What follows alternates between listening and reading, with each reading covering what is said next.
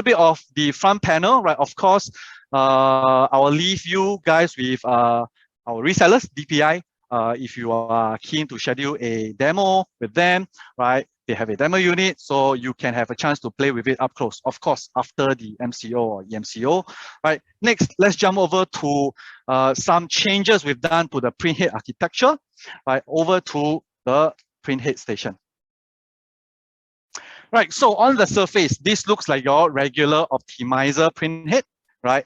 But if you recall from the slides earlier, there is a significant change to the build of the print heads. When you flip it around, right, you will actually notice, right, it's a different print head altogether, right? The one on the right of the screen, which is longer or larger, right? It's actually the print head for our 4th generation, which is the 700 and 800 printer series, right? So having a longer print head or wider print head, whichever you want to call it, right, basically allows us to be even more productive than before. We are able to lay more inks in a similar pass than previous generation. That's why we are able to achieve throughputs of up to 25 square meters from the prints that I was showing you earlier, right? So that's a significant upgrade for this generation. Also, we've also made changes to the drop size of our nozzles, right? So now we are able to have sharper text. I hope you can see it clearly because the camera is trying to focus, right? So let me get it in position. Yeah, something like this. Right.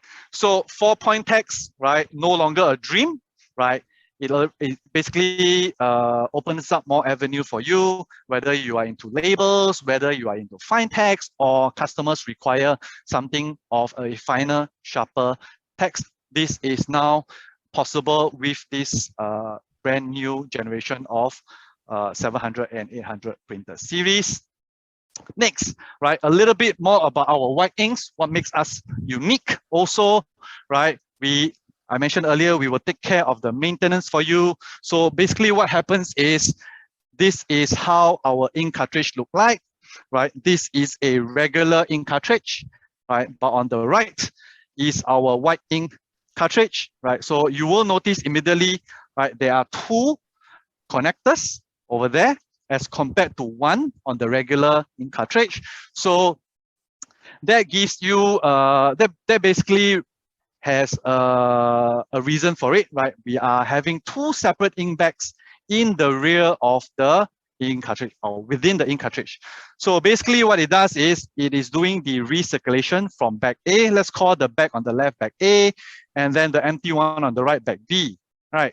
So basically the printer will perform this recirculation automatically, right? Because white ink tends to sediment, right? And then it may result in some clogging, unnecessary clogging, if any.